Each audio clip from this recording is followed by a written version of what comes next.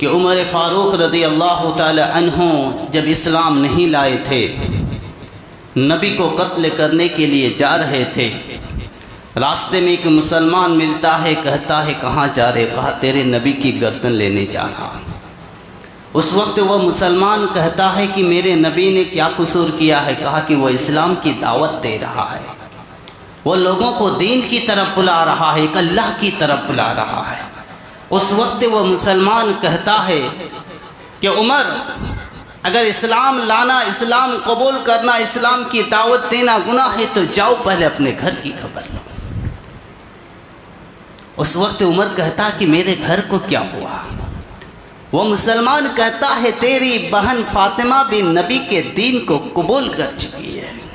यहाँ तक बात हुई थी। उस वक्त उमर नबी के घर की तरफ नहीं चला, बल्कि बहन के घर की तरफ चला। ये कौन है?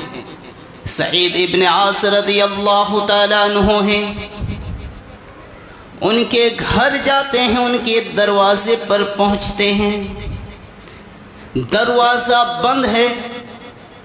उमर फ़ारूक रज़ी अल्लाह ताला अन्हु कान लगाते हैं। उस वक्त अंदर से कुछ पढ़ने की आवाज़ आती है। उस वक्त उमर फ़ारूक परेशान हो जाते हैं। फिर दस्तक दिए। उमर फ़ारूक रज़ी अल्लाह ताला अन्हु ने दरवाज़ा खटखटाया। अंदर से आवाज़ आई, अंदर से पूछा गया कौन? का खत्ताब का बेटा उमर हूँ। जब सईद रज़ी अल्लाह ताला अन्हु ने ये नाम सुना, लर्ज़ा तारी हो गया, डर गए, थरथराने लगे। लेकिन खत्ताब की बेटी उमर की बहन शेरनी की तरह उठी और उस कारी कुरान को, जो कुरान पढ़ाने के लिए आया था, उसे अंदर छुपा लिया। दरवाज़ा खोला। बहन दरवाज़ा खोलती है। किसकी बहन? उमर की बहन। सामने उमर फ़ारूक नंगी तलवार लिए हाथ में खड़ा है, पेशानी पर शिकने डाले, गुस्से से आंख बगोला है, गुस्से से बिल्कुल सुर्ख हो चुके हैं। उमर कहता अपनी बहन से, बहन क्या पढ़ रही थी?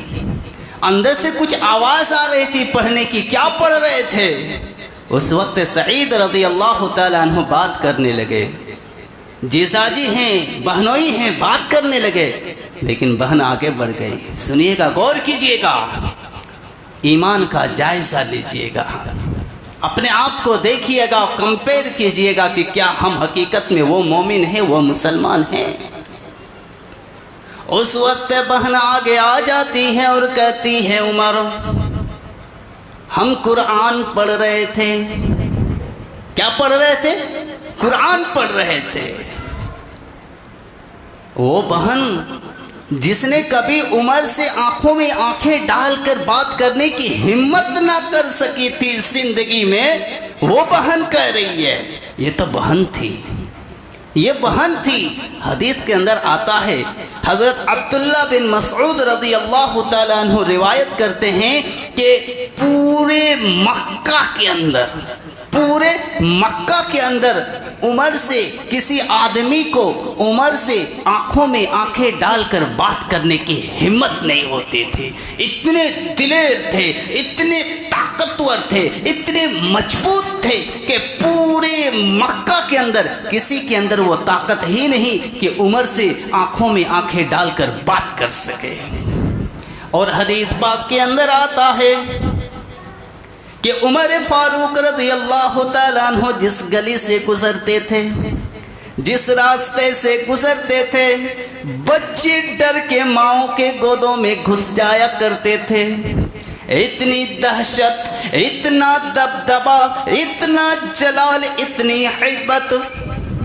और हदीस के अंदर आता है, मुअर्रिखीन ने लिखा है कि एक दफ़ा उमर की ताकत की आजमाइश के लिए, उमर फारूक रज़ी अल्लाह ताला अन्हो की ताकत की आजमाइश के लिए लोगों ने चमड़े को गीला करके उमर के पाँव के नीचे रखा।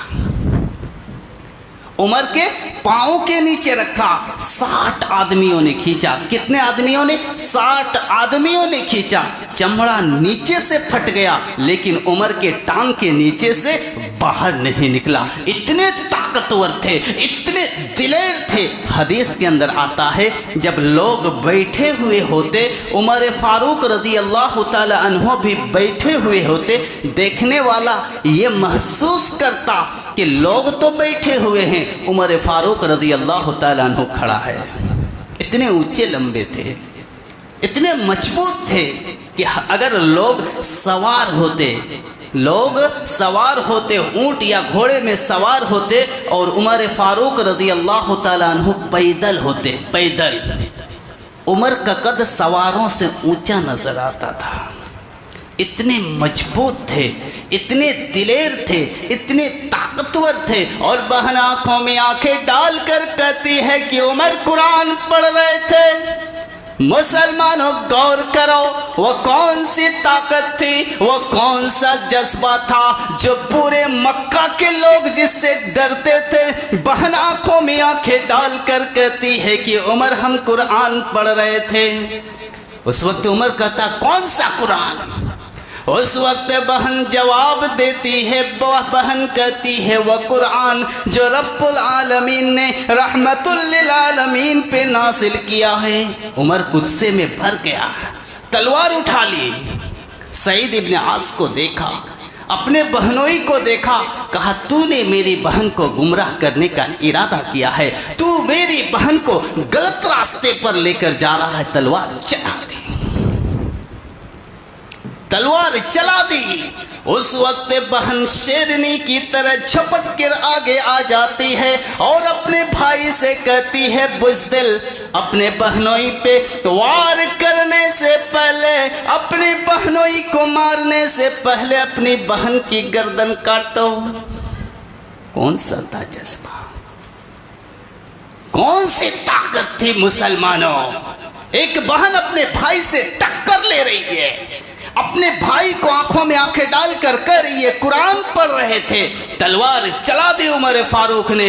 बहन आगे आ गई, पेशानी खून से तरबतर हो गई, पेशानी से खून निकलने लगा, पूरा जिस्म लहूलुहान। और बहन बिल्कुल मजबूत के साथ खड़ी होकर कहती है उमर, मेरे शौहर पे हमला करने से पहले तुझे मेरी गर्दन काटनी पड़ेगी। तू पहले मुझ पर वार कर, फिर मेरे शौहर पे हमला करना। बुज़दिल हो अपने बहनोई पे वार करता है। उस वक्त जब बहन की पेशानी खून से तरबतर हो गई, मुसलमानों बहन की पेशानी से बहते हुए खून को देखा, उमर का दिल दहल गया, पिघल गया। फिर हिम्मत देखी कि जख्मी होने के बावजूद, मार खाने के बावजूद तन के खड़ी है। वो कौन सी ताकत थी? ये ईमान का जज्बा था, ये ईमान था। कुरान की ये अदमत है, कुरान की ये ताकत है। ईमान लाने के बाद कभी उन्होंने ये नहीं सोचा कि अब हमारे साथ क्या होने वाला है। उमर ने सोचा कि सारी जिंदगी जो बहन सामने बोलने की हिम्मत ना कर सकी, कौन सी ताकत ने आज उसे मेरे सामने खड़ा कर दिया है। कौन सी ताकत ने आज उसे मेरे सामने खड़ा कर दिया। पूरे मक्का वाले डरते थे। बहन आंखों में आंखें डालकर कहती है, उमर भी परेशान कि क्या बात है। पूछने लगा, तलवार झुक गई, तलवार गिर गई। कहने लगा, बहन तुझे इतनी ताकत किसने अता की, तुझे इतनी हिम्मत किसने अता की। तू तो मेरी बहन थी, आंखों में आंखें डालकर बात करने की हिम्मत ना कर सके। आज आंखों में आंखें डालकर बात कर रही है। इतनी ताकत तुझे किसने अता की। उस वक्त बहन कहती है मुहम्मदुर रसूलुल्लाह सल्लल्लाहु अलैहि वसल्लम पे उतारे हुए कुरान ने अता की। आज अफसोस के साथ कहना पड़ रहा है, मेरी माँ और बहनों के पास कुरान तो भर भर कर है, पढ़ने के लिए वक्त नहीं, पढ़ने के लिए उनके पास टाइम नहीं। अगर वो पढ़ेंगी तो कब चुगली होगा, कब गीबत होगा, कब बाजार घूमेंगे, पढ़ने के लिए वक्त नहीं। उमर की बहन कहती है उमर, आज मुझे इतनी ताकत अल्लाह के नबी जनाब मुहम्मदुर रसूलुल्लाह सल्लल्लाहु अलैहि वसल्लम के उतारे हुए कुरान ने अता की। उमर कहता बहन मुझे भी वो कुरान पढ़ के सुना सकती हो, बहन मुझे भी वो कुरान पढ़ के सुनाओ, चंद आयतें सुना दो। अल्लाहु अकबर। यही उमर था, घर से निकला था, नबी को कत्ल करने के लिए निकला था। जब कुरान की बात आई, उमर कहने लगा बहन मुझे ये बताओ, कुछ आयते करीमा मुझे भी पढ़कर सुना दो। कुरान की अजमत को देखिए, कुरान का जज्बा देखिए कि कुरान की आयत सुनने के बाद मोमिन का दिल पिघल जाना चाहिए, मोमिन का दिल नरम होना चाहिए। लेकिन अफसोस के साथ कि आज कुरान की तो तिलावत होती है, कुरान तो हम सुनते हैं, तकरीर भी हम सुन रहे हैं, लेकिन आज जो हमारी हालत जिस तरह पहले थी उसी तरह है। इसका मतलब ये नहीं कह सकते कि कुरान गलत है, बल्कि हम ये कह सकते हैं कि हमारा ईमान कमज़ोर है। कुरान वही है, उमर फारूक ने ईमान ले आया। सुनिए आगे की बात। उस वक्त बहन उस कारी को बुलाती है और कहती है कारी, उस हाफिज कुरान को बुलाती है और कहती है उमर ये है, इसने कुरान की तिलावत की है। उस कारी ने सूरा ताहा की आयत की तिलावत की, बिस्मिल्लाहिर्रहमानिर्रहीम, ताहा मा अंज़लना अलैकल कुरान लितश्क़ा इल्ला तज़किरतल लिमन यख्शा। अल्लाह रब्बुल आलमीन अपने नबी को मुखातब करके कहता है कि ओ मेरे प्यारे हबीब, ओ मक्का वाले, तो कुरान को याद करने में तकलीफ ना करे, बल्कि जिब्राइल का सुन लिया करे, मैं तुम्हारे दिल में नक्श फरमा दूंगा। ए मक्का वाले, तो कुरान को पढ़ने में तकलीफ महसूस ना करो, तकलीफ ना करो, बल्कि जिब्राइल का सुन लिया करो, हम तुम्हारे दिल में खुद नक्श फरमा देंगे। यही कुरान की ताकत। उस वक्त उमर पिघल जाता है, उमर थर्रा जाता है, उमर कपकपा जाता है, डर जाता है और कहता है कि जिसको रब से इतनी मोहब्बत कि उसे कुरान याद करने की तकलीफ भी देना गवारा नहीं करता, मैं उसे कत्ल करने के लिए जा रहा हूँ। ताहा मा अंज़लना अलैकल कुरान लितश्क़ा इल्ला तज़किरतल लिमन यख्शा। उस वक्त उमर कहता है बहन बस करो, मेरा कलेजा फट गया है। मेरी बहन बस कर दो, कुरान की तिलावत रोक दो, मेरा कलेजा फट गया है, मुझे उसके पास ले चलो जिस पे ये कुरान नाज़िल हुआ है, बस करो। जख्मी बहन क्या जवाब दे